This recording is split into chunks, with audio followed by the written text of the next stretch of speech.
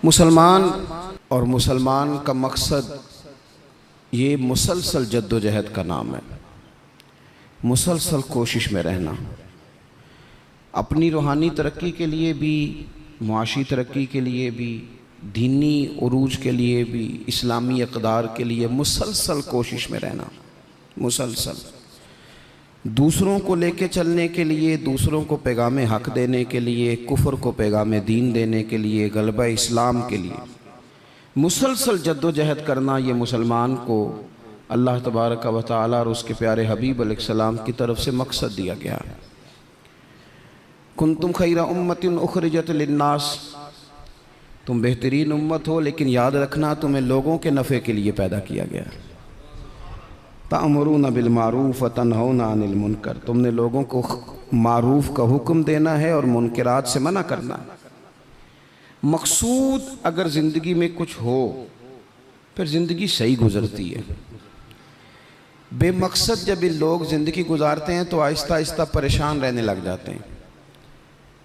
मकासद क्या थे? मकसद ये था कि मैंने ना 2-4 करोड़ रुपया ज़िंदगी में जमा करना है, तो हो गया जमा, अब क्या करे? अब परेशान रहने लग गया। अब कहता है पता नहीं सारा कुछ है, मेरा दिल ही नहीं लगता। मकसद इसका ये था कि मैंने ना बहुत अच्छी बिल्डिंग बनानी है, बेहतरीन मकान बनाना है, तो बन गया मकान। अब भाई ये छोटे मकासद थे। मैंने मुल्क से बाहर जाना है, जाके सेट होना है, तो हो गया सेट। अब मकासद जब तक बड़ा नहीं होता, मुसलमान मकसद हयात को जब तक पहुंचता नहीं और जब तक वो सही डायरेक्शन पर चढ़ता नहीं, उतनी देर वो परेशान है। वो टामक टोनियाँ ज़रूर मारता है, वो वाली बीमारियां ढूंढ के ले आता है जो दरअसल उसकी बीमारियां हैं ही नहीं। वो ढूंढता चूँकि उन चीज़ों को है, फिर इलाज भी उन्हीं का करता रहता है। याद रखें, ज़िंदगी बामकसद बनाएं। मकसद क्या हो? निरी रोटी कमाना मकसद ना हो, रोटी कमाएं भी और लोगों को खिलाएं भी। आप अगर इसलिए माल बढ़ाएंगे कि मैं मालदार हो जाऊं, तो ये तो महमूद नहीं, ये प्यारा नहीं आपका ये नज़रिया। लेकिन अगर माल इसलिए कमाएं कि या अल्लाह पैसे देना, पर मुझे तरीक़ा भी हज़रत उस्मान गनी वाला देना, मुझे सलीका हज़रत अब्दुर्रहमान इब्न औफ वाला देना। आप अगर मकासद के तहत ज़िंदगी गुजारेंगे तो बेचैन नहीं रहेंगे। अगर आपका कोई मकसद है, आप अगर सहाबाए किराम अलैहिम रिदवान की मुक़द्दस ज़िंदगियों को देखें तो कोई मकसद था, कुछ पीछे था जिसके लिए वो जद्दोजहद कर रहे थे। हज़रत मौला अली शेर खुदा करमल्लाहु ताला वजहुल करीम, एक बात करता हूँ, एक मिसाल देता हूँ। हज़रत अली शेर खुदा का शुमार बज़ाहिर अभी बच्चों में होता था जब कलमा पड़ा, और जब सारी बरादरी इकट्ठी थी और हुजूर ने फरमाया मैं अल्लाह का रसूल हूँ, कौन कौन मेरे साथ दीन की मदद करेगा, कौन मुश्किल वक्त में हिफाजत करेगा, तो सब चुप रहे। हज़रत अली उठ के खड़े हो गए, कहा या रसूल अल्लाह, मैं मुहाफिज भी बनूंगा और दीन का मददगार भी बनूंगा। अब एक मकसद बना लिया है कि मैंने तलवार लेनी है, मैंने दीन की हिफाजत करनी है, मैंने ये काम करना। एक मकसद तो है ना यार, एक प्रोग्राम बना लिया है। अब हज़रत मौला अली शेर खुदा हर मैदान में पहली सफ़ में नज़र आए। एक मौका ऐसा आया जहाँ मेरे हबीब अलैहिस्सलाम ने फरमाया कि अली, तुम मदीने में मेरे पीछे रहो, बच्चे हैं, औरतें हैं, निगहबानी है, और मैं इसलिए इसी तरह तुम्हें छोड़ के जा रहा हूँ जिस तरह हज़रत मूसा अलैहिस्सलाम जनाब हारून को छोड़ के गए थे, मगर ये कि मेरे बाद नबी कोई नहीं। एक मौके पर सिर्फ छोड़ के गए, जिहाद पे साथ नहीं लेके गए, तो हज़रत अली रोने लगे। अल्लाह करे आपको समझ आए मेरी बात की। बच्चा हमारा भी रोता है, पर वो कहता है मैंने सैर के लिए जाना है। मकसूद कुछ और बना लिया है ना। पैसे हमारे बच्चे भी मांगते हैं, पर वो कहते हैं कि टूर जा रहा है, मैंने साथ जाना है। हमें भी रोना आता है कई दफ़ा, लेकिन वो जो पार्टी हमने काबू करनी थी वो कोई और करके ले गया। ये तो ग्राहक मेरा था, ये दाएं बाएं कैसे निकल गया। रोना तक आ जाता है, उनका भी रोना था। अर्ज़ की या रसूलल्लाह सल्लल्लाहु अलैहि वसल्लम, आप मुझे बच्चों और औरतों पर छोड़ कर जा रहे हैं? तो हुज़ूर सल्लल्लाहु ताला अलैहि वसल्लम ने फरमाया, अली उसी तरह छोड़ के जा रहा हूँ जिस तरह हज़रत हारून को जनाब मूसा कलीम छोड़ के गए थे। भाई एक मकसूद था कि मैंने मैदान में रहना है, एक इरादा किया था, एक प्रोग्राम बनाया था, फिर सारी ज़िंदगी वो मैदान में रहे। उनको जब खंजर लगा ना कूफे की जामे मस्जिद के करीब, तो बंदे को तकलीफ़ होती है तो वो हाय करता है, बेटे को आवाज़ देता है, नसीहतें लिखवाता है। लेकिन मौला अली को खंजर लगा तो क्या कहते हैं? कहते हैं फुज़्तु बिरब्बिल काबा, लो भाई लोगो रब्बे काबा की कसम आज मैं कामयाब हो गया हूँ। एक मकसूद बनाया था ना, आज मैं उस मकसूद तक पहुँच गया हूँ। यार कोई मकसद तो हो। लो सुनो बात, बुखारी में मौजूद है। एक खातून थी जो मस्जिद नबवी शरीफ में झाड़ू देती थी। मुश्किल काम है? चलें आप बताएं मुझे, मस्जिद के अंदर झाड़ू देना आसान है कि मस्जिद का सदर बनना आसान है? नहीं, सदर बनना ही सौखा दे, इसलिए कि सदर बन के करना कुछ नहीं ना, आर्डर ही जारी करना है। इल्ला माशाअल्लाह अच्छे लोगों की बात नहीं करता। इसलिए अच्छा ज़्यादा अजर वाला काम तो ये ना कि अल्लाह का घर साफ किया जाए। मैंने तो उलमा से कई जगह कहा है कि इस ओहदे का ना आप कोई नाम बदल दें, इस सीट का निगरान कर दें, सरपरस्त कर दें। क्योंकि जब सदर आप कह देते हैं ना, तो सदर पाकिस्तान का सबसे बड़ा आइनी ओहदा है, और सदर अगर बाइख्तियार हो तो पहला काम असेंबलियाँ तोड़ने का करता है, तो फिर मुश्किल हो जाएगी। एक खातून मस्जिद नबवी शरीफ में झाड़ू देती थी। कोई मकसद तो है ना यार, यानी जुमे वाले दिन मैंने झाड़ू देना है, कोई मकसद तो है। मैंने यार अल्लाह के घर, अल्लाह का घर समझ के, कमेटी की मस्जिद समझ के नहीं, महल्ले की मस्जिद समझ के नहीं, रब का घर समझ के मैंने यार वो वाशरूम साफ करने हैं जिनके अंदर लोग गुजरते हैं और नमाज के लिए अपने आप को तैयार करके लोग वुजू से फारिग होकर के आते हैं। एक मकसूद है, एक इरादा कर लिया है, कोई प्रोग्राम तो हो। ऐसे मुहम्मल फजूल वक्त गुजरता जाए। यानी हमारे यहाँ ना कुछ लोग कहते हैं मैं बोर बड़ा होता हूँ।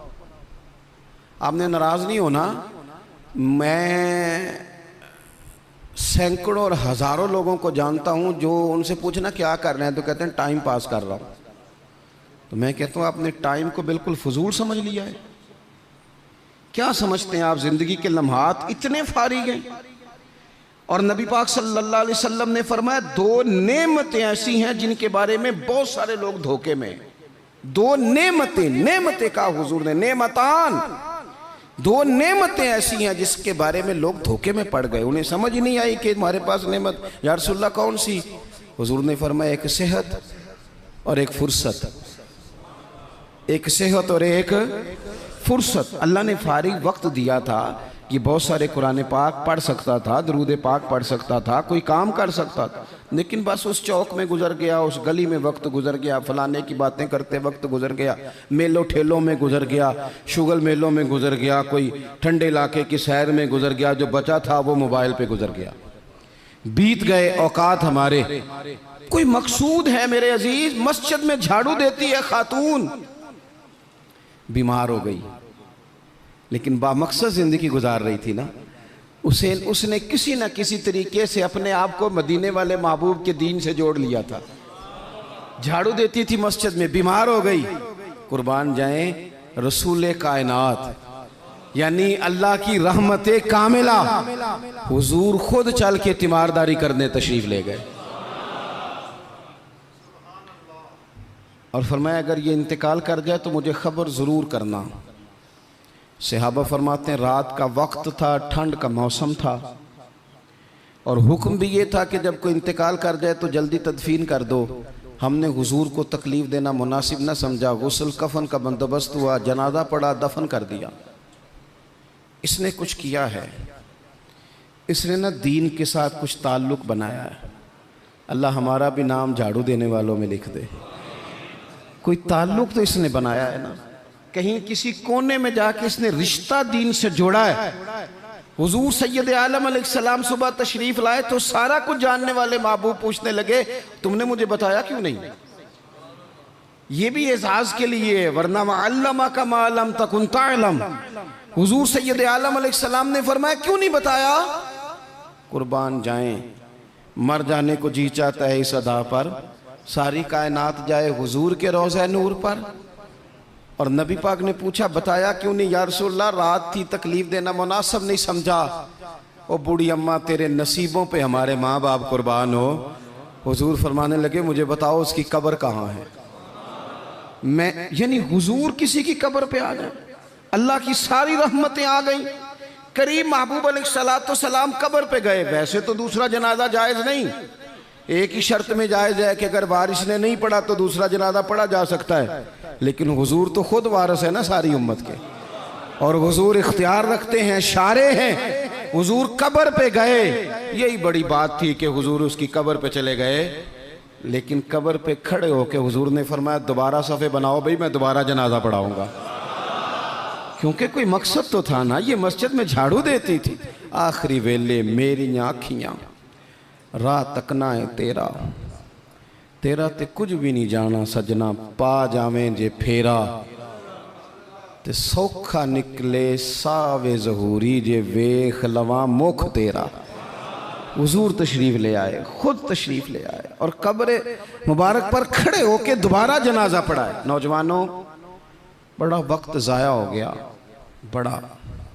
हमने ज़िंदगी में जो सबसे ज़्यादा चीज़ ज़ाया की है वो वक्त है।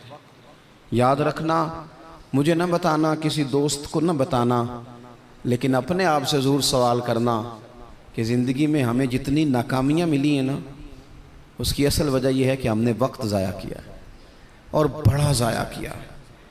हम एक तो मकसद नहीं बना सके, दूसरा अपने वक्त को सही मैनेज नहीं कर सके। हम बड़ा कुछ कर सकते थे, अल्लाह तबारक व तआला ने सलाहियत दी थी, बहुत सारे काम हम अपने ज़िम्मे लेते तो कर जाते, लेकिन वक्त ज़ाया किया। इमाम बहकी ने हदीस लिखी है, मेरे रसूल पाक सल्लल्लाहु ताला अलैहि वसल्लम ने इरशाद फरमाया, जब सुबह दिन चढ़ता है ना तो दिन ऐलान करता है, वो दिन ऐलान करता है, कहता है मैं आज आया हूँ, आज के बाद नहीं आऊँगा, आज के बाद नहीं आऊँगा। कुछ करना है तो कर लो, आज जो दिन आया है ना, आज ये क़यामत तक दोबारा वापिस नहीं आएगा। कुछ कर लो। जिसने आज तिलावत नहीं की उसका ये दिन बगैर तिलावत के गुजर गया। मेरे अजीज, जिसने आज दरूद पाक नहीं ना पढ़ा, हुजूर को याद नहीं किया, उसका ये दिन गुजर गया बगैर दरूद पाक। जिसने आज सजदों की कसरत नहीं की, ये दिन बीत गया।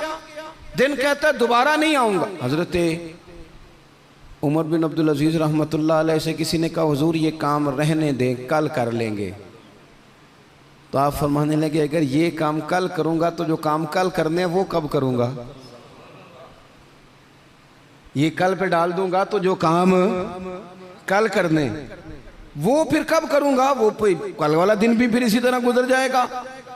39 साल उम्र पाई हज़रत उमर बिन अब्दुल अजीज़ ने। कितनी? हल्का सा बोलिएगा।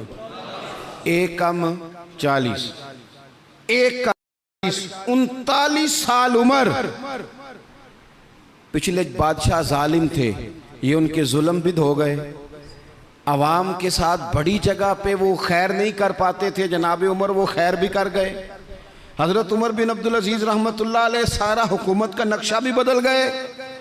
ये 20 कुरान भी पढ़ गए और करोड़ों दफ़ा मदीने वाले पे दुरूद व सलाम भी भेज के चले गए।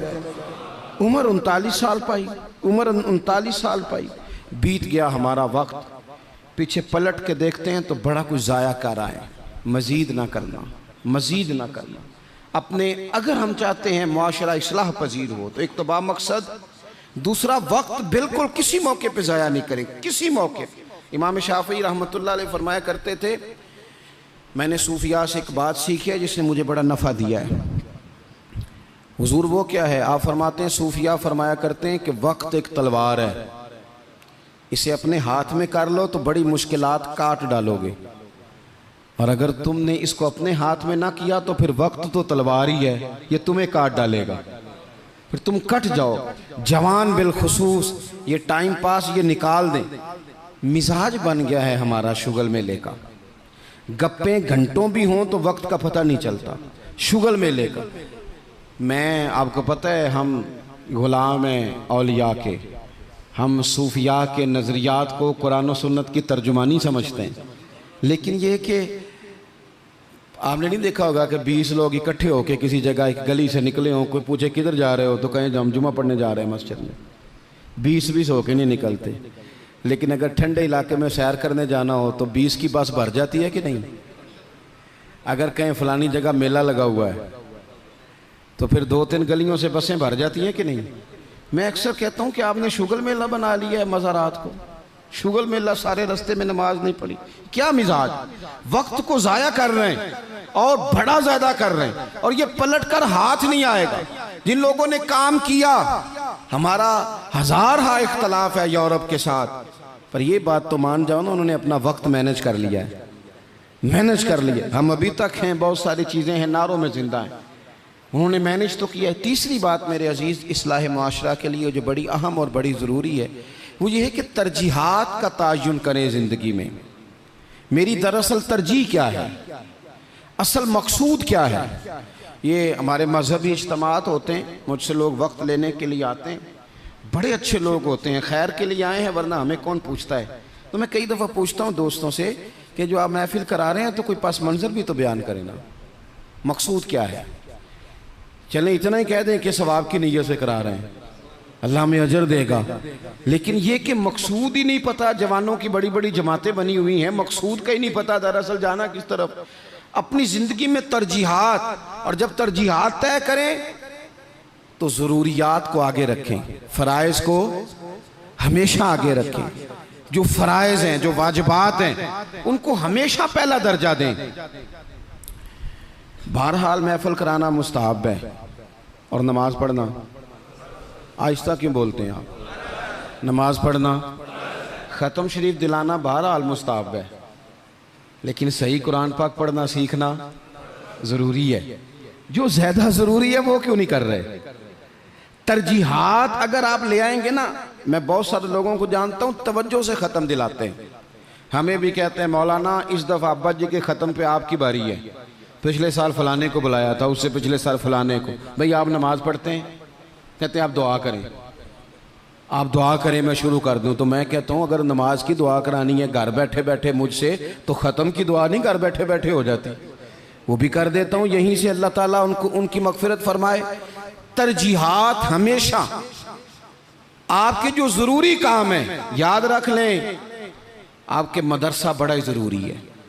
मैं किसी की तारीफ़ बड़ा कम करता हूँ, इसलिए कि तारीफ़ खुशामद बन जाती है तो बंदा मुश्किल में आ जाता है। लेकिन अभी मैं आया हूँ ना, तो यहाँ बच्चे साथ कुरान पाक पढ़ रहे थे। मेरे आशिया ख्याल में ये बात भी आ सकती थी कि कारी साहब ने, हज़रत साहब ने छुट्टी क्यों नहीं कराई, मस्जिद में महफिल है। लेकिन आप यकीन करें कि मेरा दिल इतना ठंडा है, मैंने कहा ये बिल्कुल सही कर रहे हैं, इनको पढ़ना ही चाहिए। ये जो काम इनके लिए ज़्यादा ज़रूरी है, इनके घर वालों ने जिगर के टुकड़े दिए पढ़ाने के लिए, तो जो जिस काम के लिए भेजे हैं वो काम ज़रूरी है, वही इन्हें करना चाहिए। तरजीहात तो तय करें मेरे भाई, दरअसल तरजीह क्या है। हज़रत तलहा रज़ी अल्लाह ताला अन्हु फरमाते हैं, एक बद्दू हुजूर की बारगाह में आया, सादा बंदा, बाल बिखरे हुए, हालत बड़ी परागंदा, मिशकात में हदीस है। उसने आन करके अर्ज़ की, या रसूल अल्लाह सल्लल्लाहु ताला अलैहि वसल्लम, हुजूर मुझे बताइए इस्लाम क्या है, इस्लामी अहकामात बताएं। तो हुजूर ने कलमा शहादत के बाद फरमाया कि वक्त पर नमाज पढ़ना, दिन और रात में 5 नमाजें तेरे ऊपर ज़रूरी हैं। उसने अर्ज़ की हुजूर कुछ नफल भी पढ़ूं?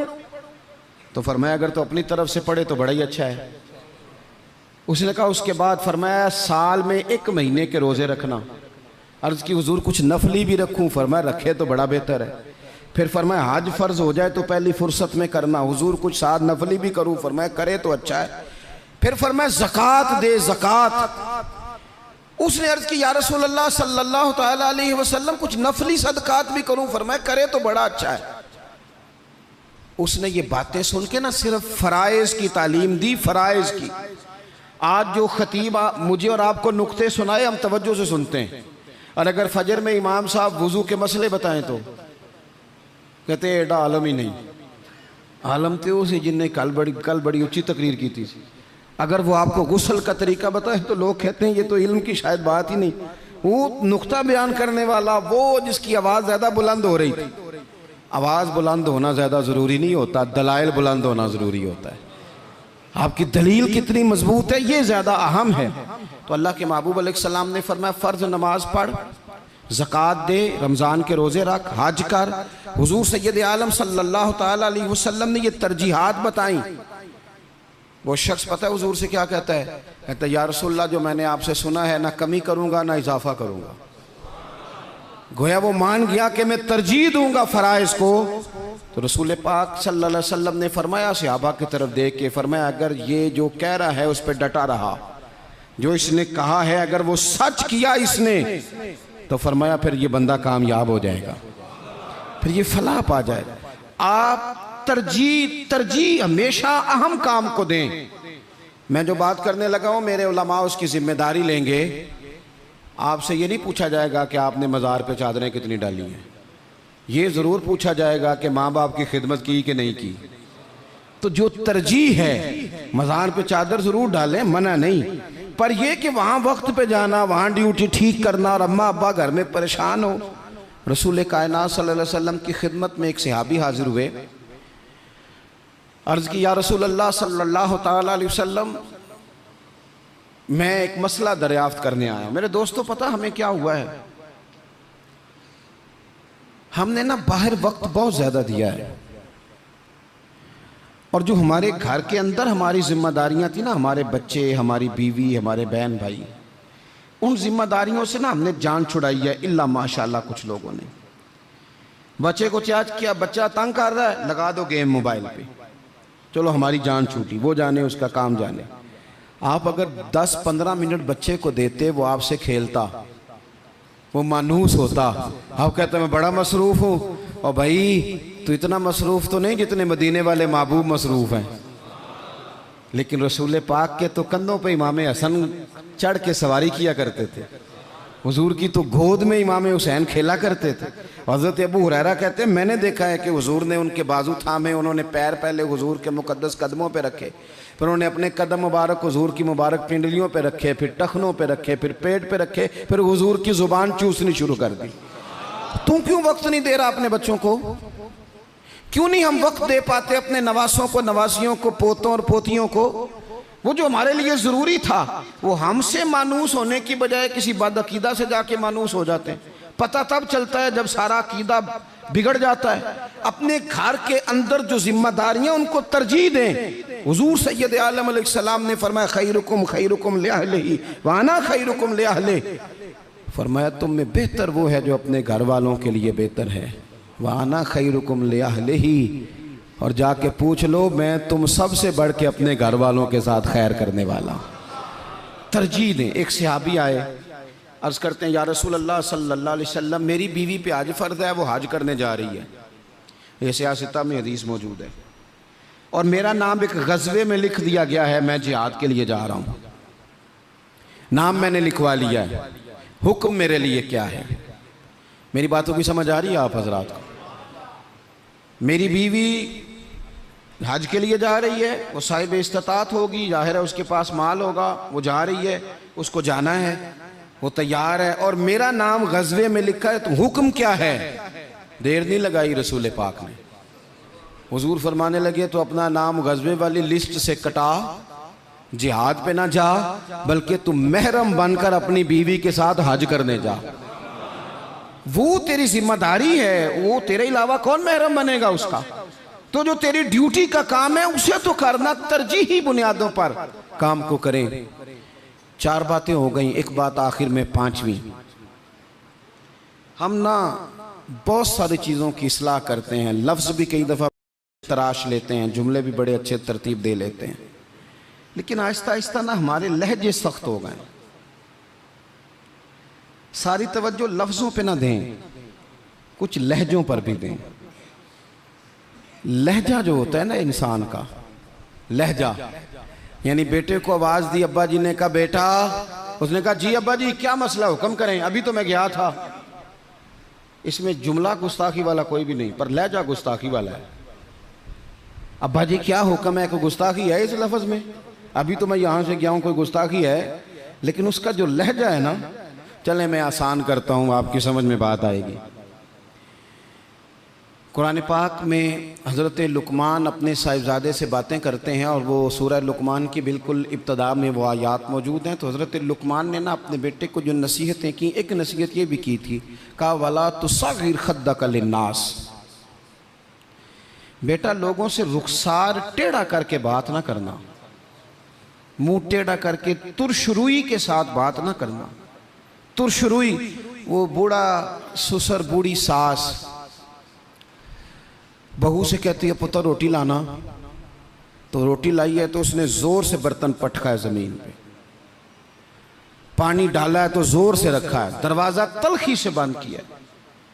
बूढ़े थे बेचारे, बीमार थे, परेशान हो गए। शाम को बेटा आया तो रो पड़े। कहा पुत्र तेरी बीवी बड़ा परेशान करती है। तो उसने कहा अपनी बीवी से इधर आना। तो बीवी जवाब में पता क्या कहती है, तवज्जो है मेरी बात पर? वो कहती है अब्बा जी ने पूछो मैं आख्या की है। आख्या वाकई कुछ नहीं सुन। अगर वो लफ्ज बताना चाहे तो लफ्ज वाकई कोई उसने कहा ही नहीं, तो बताए कहां से? उसने वाकई कुछ नहीं कहा। अब्बा जी से पूछे मैंने, कहा क्या? अम्मा जी से पूछे मैंने, तो क्या बताए अब्बा जी? गिलास बोलेगा कि इसने तलखी से मुझे फेंका था, कि दरवाजा बोलेगा? अब वो जो तलखी है ना, वो रवैये की है।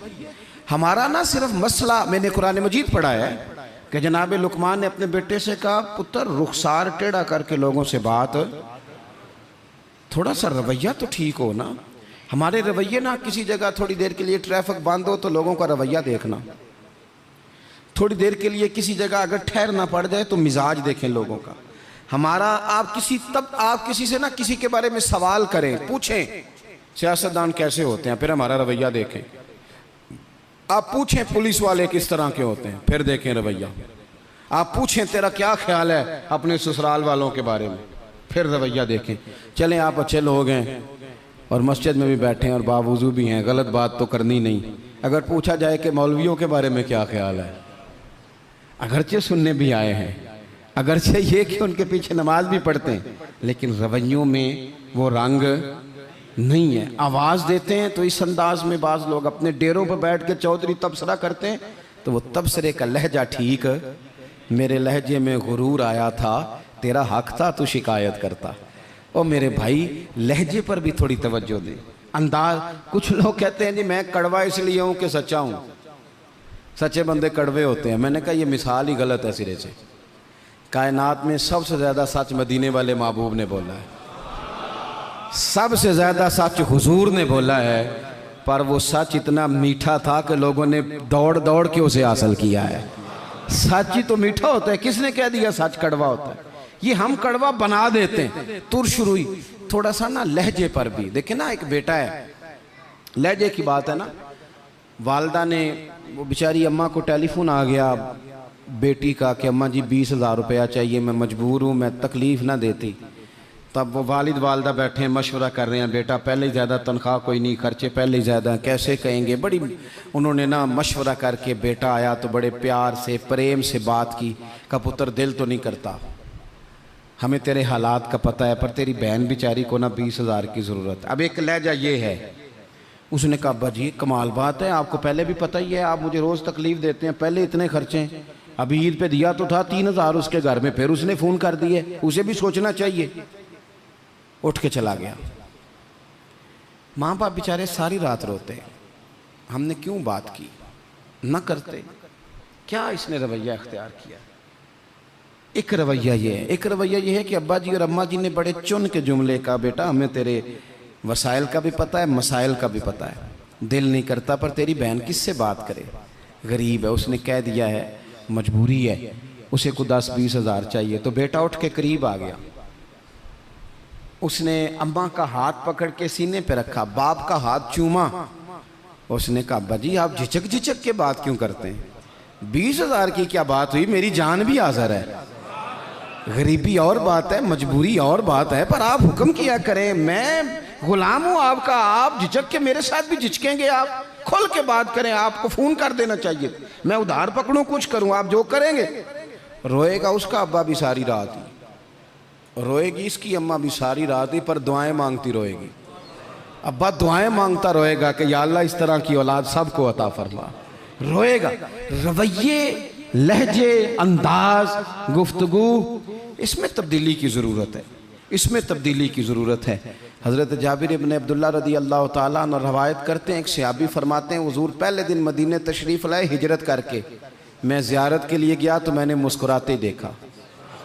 बड़े बड़े वक्त आए ना, इनमें बदर भी आया, ओहद भी आया, ओहद में शहादतें भी हुई, इन मौक़े में बड़ा कुछ आया, लेकिन मैंने हुजूर को 10 साल ज़ियारत करता रहा, जब भी मिला हूँ मुस्कुराते मिला हूँ।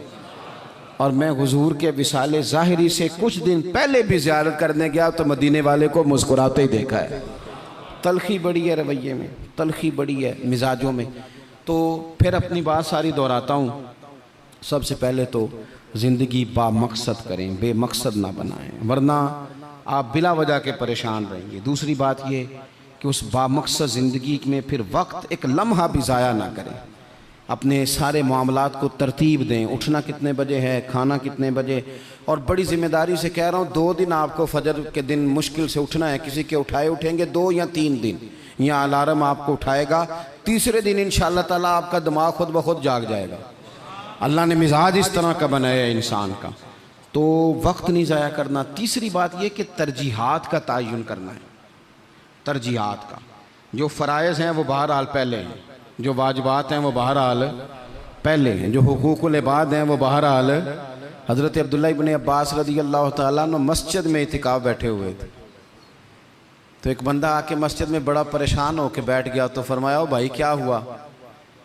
कहने लगा, हुज़ूर बड़ा परेशान हूँ, एक बंदे का कर्ज़ देना है और मजबूर हूँ, दे नहीं पा रहा।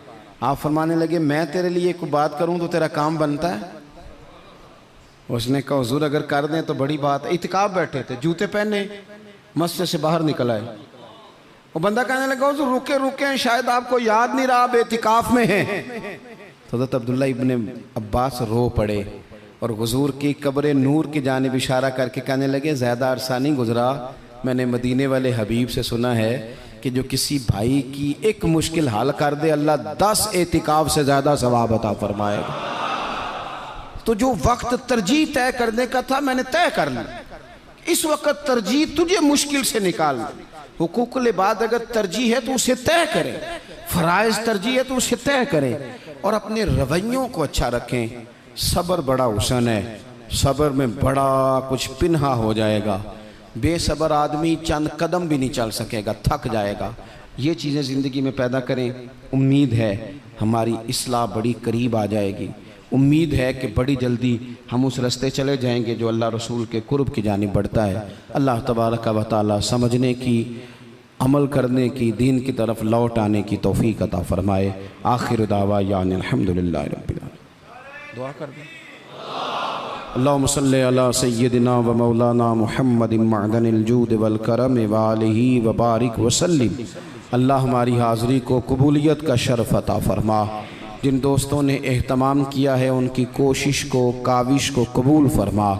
ऐ कायनात के मालिक, हमारे गुनाह माफ़ फरमा, हमारी गलतियों से दरगुज़र फरमा, हमें नफ़े वाला इल्म अता फरमा, इखलास वाला अमल नसीब फरमा। ऐ अल्लाह, नेकी के रास्ते पे चलना हमारे लिए आसान बना दे। गुनाह और बदी से कल्बी नफ़रत अता फरमा दे। बीमारों को शिफा दे दे, मकरूज़ों को कर्ज़ों से रिहा कर दे, तंग दस्तों को वुस्अत रिज़्क़ दे दे। जो बेघर हैं उन्हें अपनी छत दे दे, जो बे औलाद हैं उन्हें साहिब औलाद कर दे। औलाद वालों की औलाद को फरमा बरदार बना दे। हमारा ख़ात्मा बिल खैर फरमा, हमारा ख़ात्मा बिल ईमान फरमा। पर्दा पोशी नसीब फरमा, पर्दा पोशी नसीब फरमा। रब्बिग़फिर वरहम व अन्त खैरुर राहिमीन। व सल्लल्लाहु तआला अला हबीबिही सय्यिदिना व मौलाना मुहम्मदिन।